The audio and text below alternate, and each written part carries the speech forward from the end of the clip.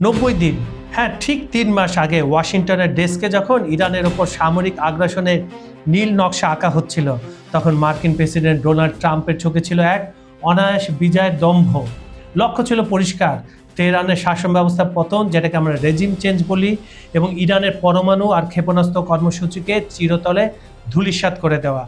আর তার চারপাশে যে যুদ্ধবাজ মন্ত্রী, আমলা, সরকারি কর্মকর্তা, জেনারেলরা ছিলেন, তারাও তাকে ভুল ইনফরমেশন দিচ্ছিলেন।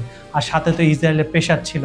তাই ট্রাম্প একদম যুদ্ধের প্রথম দিনই বলে দিয়েছিলেন যে বেশি হলে 24, 48 বা 72 ঘন্টা আমরা ইরানকে জয় করে ফেলব। কিন্তু এখন সে কথাটা যতবারই ট্রাম্প ভাবেন ততবার তার মাথাটা নষ্ট হয়ে যায়। কিন্তু যুদ্ধের 90 দিন পেরিয়ে যাওয়ার পর আজ একবিংশ শতাব্দীর ভূ রাজনীতি দাঁড়িয়ে আছে এক নির্মম বাস্তবতার মুখোমুখি। অত্যন্ত শক্তিশালী মার্কিন নৌবাহিনী আর অত্যাধুনিক গোয়েন্দা প্রযুক্তিকে পাশ কাটিয়ে মধ্যপ্রাচ্যের চোরাবালিতে আজ রীতিমতো আটকে গেছে ট্রাম্প প্রশাসন। একদিকে পশ্চিমা মিডিয়ার তৈরি করা আসন্ন শান্তি চুক্তির কৃত্রিম হাইপ, কিছুই হচ্ছে না কিন্তু লাফালাফি। ট্রাম্প রিলেটেড যত পশ্চিমা মিডিয়া আছে তারা বলছে চুক্তি হয়ে যাবে, ইরান ছাড় দিচ্ছে, আসলে কিছুই হচ্ছে না। মার্কিন যুক্তরাষ্ট্র এক এক সময় এক একটা চুক্তি পাঠায়, আর ইরান এগুলা ডিক্লাইন করতে থাকে, বাদ দিতে থাকে, বলে না এই ধরনের চুক্তিতে আমরা সাইন করব না। কারণ 40 দিনের যুদ্ধে ইরান দেখিয়ে দিয়েছে তারা মার্কিন যুক্তরাষ্ট্রের হামলাকে শুধু ঠেকায়নি, ইসরায়েলের হামলাকে ঠেকায়নি, তার চেয়েও ভয়ঙ্কর তারা রিয়েলিটেট করেছে, মানে প্রতি হামলা চালিয়েছে। তাই তারা যা বলবে তাই হবে। আর অন্যদিকে তেহরানের ধীর স্থির, হিসাবি আর অনমনীয় কূটনীতি, এই দুয়ের টানাপোড়েনে বিশ্বমঞ্চে আজ স্পষ্ট মার্কিন যুক্তরাষ্ট্রের কৌশলগত সীমাবদ্ধতা সামনে এসেছে। ক্ষমতার সেই দম্ভ কিভাবে মাত্র 3 মাসের মাথায় এক সম্মানজনক বিদায়ের ব্যাকুলতায় রূপ নিল, মানে কোনো মতে যুদ্ধটা শেষ না করেই পালিয়ে যেতে যাচ্ছে ট্রাম্প। কিভাবে ওবামা আমলের চুক্তিকে নতুন মোড়কে গিলতে যাচ্ছে ওয়াশিংটন, যেটা ছিঁড়ে ফেলে দিয়েছিল ট্রাম্প 2018 সালে। আর এই যুদ্ধের আড়ালে কিভাবে জন্ম নিল রাশিয়া, চীন, ইরান অক্ষশক্তির এক নতুন বিশ্ব ব্যবস্থা। আন্তর্জাতিক রাজনীতির এই চরম নাটকীয় মোড়ের চুলচেরা বিশ্লেষণ নিয়ে খবর সংযোগের আজকের এই বিশেষ প্রতিবেদন।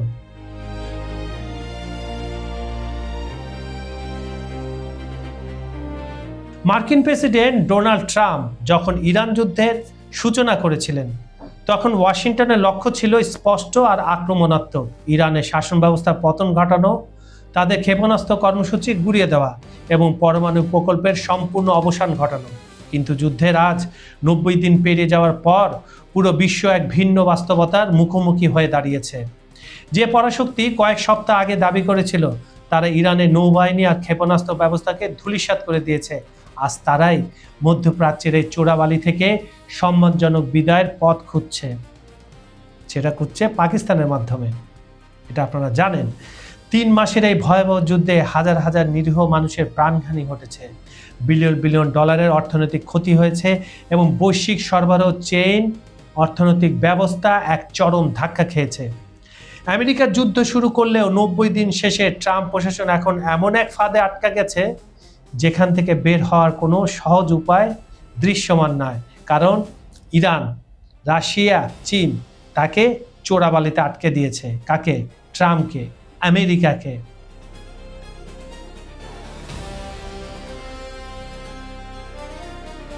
গত কয়েক সপ্তাহে পশ্চিমা গণমাধ্যমগুলোতে, বিশেষ করে অ্যাক্সিওসের বারাক রাবিদের মতো সাংবাদিকদের প্রতিবেদনে বারবার দাবি করা হয়েছে মার্কিন ইরান শান্তি চুক্তি একেবারেই আসন্ন।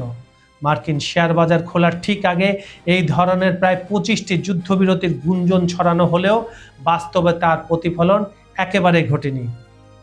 ট্রাম্প যখন হোয়াইট হাউসের সিচুয়েশন রুমে দফায় দফায় বৈঠক করছেন বা সামাজিক যোগাযোগ মাধ্যম ট্রুথ সোশ্যালে একের পর এক যুদ্ধন্ধেই টুইট করছেন, তখন মার্কিন কূটনীতিবিদরা পর্দার আড়ালে ইরানি পক্ষকে অনুরোধ করছেন, অনুনয় করছেন, বিনতি করছেন, আর ট্রাম্পের টুইটকে গুরুত্ব দিচ্ছেন না। কারণ ট্রাম্পের ডোমেস্টিক পলিটিক্স বা মাগা, মেক আমেরিকান গ্রেট অ্যাগেন সমর্থক গোষ্ঠীকে সন্তুষ্ট করার ভাষা আর আলোচনার টেবিলের বাস্তবতার মধ্যে আকাশ থেকে পাতাল তফাৎ।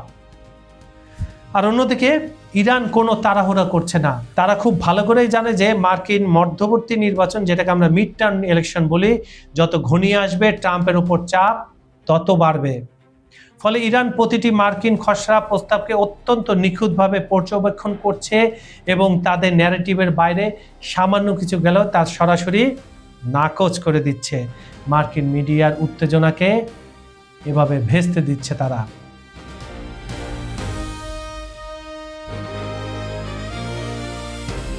মে মাসের শেষ ভাগ পর্যন্ত কোনো চূড়ান্ত শান্তি চুক্তি স্বাক্ষরিত না হলেও একটি ৬০ দিনের মেমোরান্ডাম অফ আন্ডারস্ট্যান্ডিং বা সমঝোতা স্মারক নিয়ে আলোচনা চলছে, যেটাকে আমরা MOU বলি। এই খসড়ার মূল লক্ষ্য হলো একটি সাময়িক যুদ্ধবিরতি প্রতিষ্ঠা করা, যাতে বিশ্ববাজারে তেলের সরবরাহ স্বাভাবিক হতে পারে এবং ভারতের মতো উদীয়মান অর্থনীতির উপর চাপ কমে। তবে এই খসড়ার খুঁটিনাটি বিশ্লেষণ করলে দেখা যায় ইরান মার্কিন শর্তের সামনে মাথা নোয়াচ্ছে না, নোয়াবে না। আর্থিক লেনদেন ও বিনিয়োগ। ইরান তাদের অবরুদ্ধ $12 বিলিয়ন তহবিল অবমুক্ত করার দাবি জানিয়েছে। ট্রাম্প প্রশাসন এটিকে ক্ষতিপূরণ হিসাবে না দেখিয়ে ইরানের মাটিতে $300 বিলিয়ন আন্তর্জাতিক বিনিয়োগের একটি রূপরেখা তৈরি করার চেষ্টা করছে, যাতে আমেরিকার আভ্যন্তরীণ সম্মান বাঁচে। পরমাণু ইস্যু ও ওবামা চুক্তির ছায়া। ট্রাম্প একসময় ওবামা প্রশাসনে করা পরমাণু চুক্তিকে সবচেয়ে খারাপ চুক্তি বলে বাতিল করেছিলেন 2018 সালে। অথচ বর্তমান খসড়া অনুযায়ী ইরান তাদের সমৃদ্ধ ইউরেনিয়াম 60% থেকে কমিয়ে 3.67% নামিয়ে আনতে রাজি হচ্ছে, যা মূলত ওবামার আমলের চুক্তিরই অনুরূপ। তবে ইরান এটা স্বীকার করছে না। এটাও পশ্চিমাদের একটা ধাপ্পাবাজি হতে পারে। সাবেক মার্কিন রাষ্ট্রদূত টম নাইডস ইঙ্গিত দিয়েছেন ট্রাম্পের নতুন চুক্তিটি ওবামা চুক্তির মতোই দেখতে হবে, কেবল নামটাই বদলে যাবে। মিসাইল ও প্রক্সি নেটওয়ার্ক। সবচেয়ে আশ্চর্যের বিষয় হলো এই ৬০ দিনের খসড়ায় ইরানের ব্যালিস্টিক মিসাইল প্রোগ্রাম বন্ধ করা বা তাদের আঞ্চলিক প্রক্সি নেটওয়ার্ক নিয়ন্ত্রণ করার বিষয়ে কোনো স্থায়ী শর্ত রাখা হয়নি। ইরানের সামরিক বাহিনী স্পষ্ট জানিয়ে দিয়েছে পরমাণু ইস্যুতে তারা এই মুহূর্তে কোনো চূড়ান্ত প্রতিশ্রুতি দিচ্ছে না। এটা ৬০ দিন পরে দেখা যাবে। এমনিতে তাদের রাহবার মুস্তফা বলেই দিয়েছেন ইরানের সমৃদ্ধ হওয়া এক ফোঁটাও পরমাণু চুল্লি দেশের বাইরে যাবে না, কারণ এটা ইরানের অস্তিত্ব, ইরানের সার্বভৌমত্বের সাথে জড়িত, তাই এটা অন্য কোনো দেশে পাঠানো হবে না।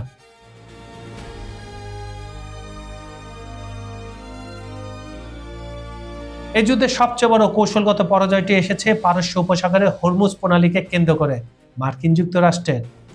যুদ্ধের শুরুতে এই প্রণালী বন্ধ হওয়া মার্কিন এজেন্ডায় ছিল না, কিন্তু ইরান এটি সম্পূর্ণ ব্লক করে দেয়। মার্কিন নৌবাহিনী অপারেশন ফ্রিডম চালু করে 2 মাসে মাত্র 2টি জাহাজ পাস করতে পেরেছে, যা বিশ্বের বৃহত্তম নৌবাহিনীর সক্ষমতাকে প্রশ্নের মুখে ফেলে দিয়েছে। ইরান এখন এই জলপথের উপর স্থায়ী নিয়ন্ত্রণ প্রতিষ্ঠার জন্য permanent Persian Gulf state authority গঠন করেছে এবং ওমানের সাথে যৌথভাবে এটি পরিচালনা করতে চায়। কোনো টোল ছাড়া মার্কিন বা আন্তর্জাতিক জাহাজ চলাচলের যে দাবি আমেরিকা করেছিল তা খসড়া চুক্তিতে স্থান পায়নি। উল্টো ইরান ম্যানেজমেন্ট ফি বা পরিচালনা শুল্ক আদায়ের দাবিতে অনড় রয়েছে এবং প্রতিদিন 20 থেকে 30টা জাহাজ এভাবেই হরমুজ প্রণালী পার করতে যাচ্ছে ইরান তাদের নিজেদের শর্তে ট্যাক্স দিয়ে।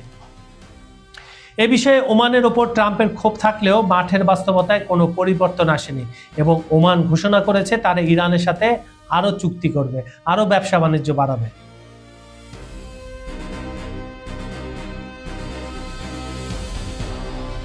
আমেরিকা ও ইসরায়েলের যৌথভাবে ইরানের ওপর হামলা চালানোর পর ইরানের শীর্ষ নেতা আয়াতুল্লাহ আলী খামেনি সহ শীর্ষ 40 জন নেতাকে সরিয়ে দেওয়া হলেও শাসন ব্যবস্থার কোনো পতন ঘটেনি, বরং গত 8 মার্চ নতুন সুপ্রিম লিডার হিসাবে মোস্তফা খামেনির অভিষেকের পর হার্ডলাইনার ইরানের সামরিক বাহিনীর ক্ষমতা ও জনপ্রিয়তা অভ্যন্তরীণভাবে আরও বৃদ্ধি পেয়েছে।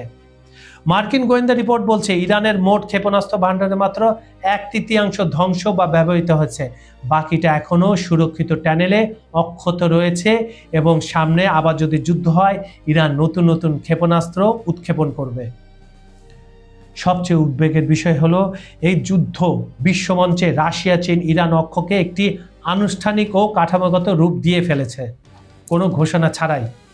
ইরানের ক্ষেপণাস্ত্রগুলোকে পথ দেখিয়েছে চীনের ভেইদু স্যাটেলাইট, আর মার্কিন যুদ্ধজাহাজের অবস্থান ট্র্যাক করতে সাহায্য করেছে রাশিয়ার স্যাটেলাইট ব্যবস্থা। $25 বিলিয়ন খরচ করে এবং মধ্যপ্রাচ্যে নিজেদের সামরিক ঘাঁটির ব্যাপক ক্ষয়ক্ষতি সয়ে আমেরিকা আজ যে অবস্থায় দাঁড়িয়েছে তাতে বেইজিংয়ের কাছে একটি স্পষ্ট বার্তা গেছে। আমেরিকা যদি একাই ইরানকে থামাতে না পারে তবে ভবিষ্যতে তাইওয়ান সংকটে চীনের আগ্রাসন ঠেকানো ওয়াশিংটনের জন্য কতটা কঠিন হবে এটা আপনারাই ভাবুন। বন্ধুরা, পরিশেষে বলে যায় ওয়াশিংটনের সেই 90 দিন আগের যুদ্ধদেহী মনোভাব আর আজকের বাস্তবতার মধ্যে আকাশ পাতাল তফাৎ। যে যুদ্ধের লক্ষ্য ছিল ইরানের পতন, আজ তা মার্কিন প্রশাসনের জন্য পরিণত হয়েছে সম্মান বাঁচিয়ে সুড়ঙ্গ থেকে বের হওয়ার লড়াইয়ে। আন্তর্জাতিক রাজনীতির দাবার বোর্ডে ট্রাম্প প্রশাসন এখন বুঝতে পারছে যে মধ্যপ্রাচ্যের এই চোরাবালিতে জেতা যতটা কঠিন তার চেয়েও অনেক বেশি কঠিন অক্ষত অবস্থায় ফিরে আসা। বন্ধুরা, খবর সংযোগের আজকের এই বিশেষ প্রতিবেদনটি আপনাদের কেমন লাগলো তা অবশ্যই আমাদের কমেন্ট বক্সে লিখে জানাবেন। আপনারা পৃথিবীর কোন প্রান্ত থেকে দেখছেন? Bangladesh, Bharat, Pakistan, Sri Lanka, Nepal, Bhutan, America, Canada, Europe, Ukraine, Brazil, Argentina, Africa, Saudi Arab, Kuwait নাকি দুবাই সহ মধ্যপ্রাচ্যের অন্য কোনো দেশ থেকে? আপনাদের মূল্যবান মতামত আমাদের জন্য অত্যন্ত গুরুত্বপূর্ণ। আন্তর্জাতিক রাজনীতির এমন চুলচেরা ও নিরপেক্ষ বিশ্লেষণ নিয়মিত পেতে এখনই আমাদের চ্যানেলটি সাবস্ক্রাইব করুন এবং বেল আইকনটি চেপে রাখুন।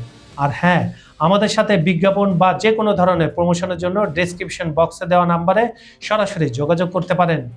আজ তাহলে এই পর্যন্তই। আমি কাজল হায়দার বিদায় নিচ্ছি খবর সংযোগের পর্দা থেকে। খুব শীঘ্রই দেখা হবে নতুন কোনো ইস্যু, নতুন কোনো বিশ্ব রাজনৈতিক সমীকরণ নিয়ে।